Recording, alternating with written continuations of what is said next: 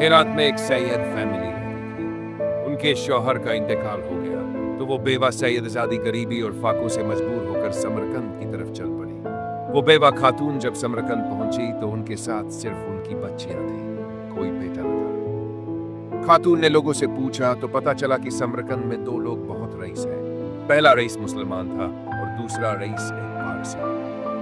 खातून ने सोचा पहले मुसलमान के पास चलती हूँ। जब वो रईस मुसलमान के पास पहुंची तो उसने अपनी परेशानी बताई और कहा, मैं सैयदजादी हूँ, मेरे शौहर का इंतकाल हो चुका है, मैं बहुत मजबूर होकर आपके पास आई हूँ। रईस मुसलमान शख्स कहने लगा, कोई शिजरा है तो दिखाओ, कोई सबूत दो कि तुम सैयदजादी हो। खातून बेबस होकर कहने लगी, मैं बहुत मुसीबत में हूँ, आपके पास बड़ी उम्मीद लेकर आई। इस मुसीबत की घड़ी में अपने साथ शिजरा लेकर कहाँ फिरती रहूं मैं? मगर उस रईस मुसलमान के दिल पर कोई असर न हुआ। उसने अपना दरवाजा बंद कर लिया। बेवा खातून मजबूर होकर रईस पारसी की तरफ चल पड़ी, शायद वहां से कोई मदद मिल जाए। जब वो पारसी के दरवाजे पर पहुंची तो उसने अपनी मजबूरी बयान की। मैं मुसलमानों के रसूल की औलाद में से, मेरे शौहर का इंतकाल हो चुका है, अब मुझे यहाँ रहने के लिए कोई ठिकाना चाहिए। पारसी ने यह सुना तो बिना एक पल गंवाए उसे रहने के लिए एक घर दे दिया।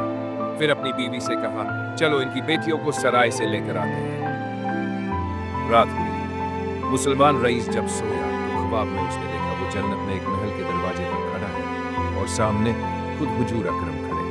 रईस मुसलमान ने पूछा, या अल्लाह के रसूल, ये महल किसका है? हुजूर अकरम ने फरमाया, ये एक ईमान वाले के लिए। रईस मुसलमान जल्दी से बोला, या अल्लाह के रसूल, मैं भी एक ईमान वाला हूँ, ये महल मुझे इनायत कीजिए। हुजूर अकरम ने फरमाया, अगर तू ईमान वाला है तो गवाह पेश कर, सबूत ला कि तू ईमान वाला है। सबूत? रईस चौंक गया। हुजूर अकरम ने फरमाया, मेरी बेटी तेरे दरवाजे पर गई थी, तूने उससे सैयदजादी होने का सबूत मांगा था, अब्बा तेरे पास ईमान वाला होने का क्या सबूत है? रईस की आंख खुली, वो घबरा गया। नौकरों को बुलाया और पूछा, वो खातून सैयदजादी कहाँ गई? नौकरों ने जवाब दिया, वो पारसी के पास चली गई। रईस मुसलमान बदहवास होकर दौड़ पड़ा, बिना जूते बिना कपड़े, ठंडी रात में बस भागता गया। जैसे ही वो पारसी के दरवाजे पर पहुंचा, जोर जोर से खटखटाने लगा। पारसी बाहर आया। मुसलमान हांफते हुए बोला, मेरी मेहमान वापस करो। पारसी ने शांति से कहा, हुजूर अब वो मेरी मेहमान है। रईस मुसलमान गिड़गिड़ाया, मेरा सारा सरमाया ले लो, मेरी पूरी दौलत ले लो, बस मेरी मेहमान मुझे वापस कर दो। पारसी की आंखों में आंसू आ गए। उसने कांपती आवाज में कहा, हुजूर बिना देखे सौदा किया था, अब जब देख चुका हूं तो कैसे लौटाऊं? क्या? रईस मुसलमान चौंका। पारसी ने रोते हुए कहा, जिस ख्वाब में तुझे धक्के मिले हैं वही ख्वाब मैंने भी देखा है।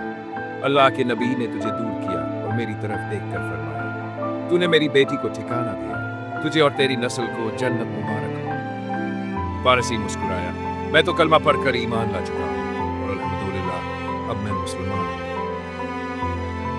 हुजूर अकरम ने फरमाया, जिसने मेरी औलाद पर एहसान किया और मेरी औलाद गरीबी की वजह से उस एहसान का बदला न चुका सकी, तो कयामत के रोज मैं खुद उसका बदला चुकाऊंगा। अब ये बयान अपने दोस्तों और जानने वालों तक पहुंचाओ, ताकि दूसरों को भी तुम्हारी जात और माल से फायदा हो और ये तुम्हारे लिए सदका जारिया बन जाए।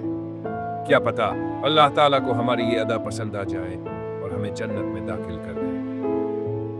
अल्लाह ताला हमें इल्म सीखने और उसे दूसरों तक पहुंचाने की तौफीक अता फरमाए। आमीन। खुदा हाफिज।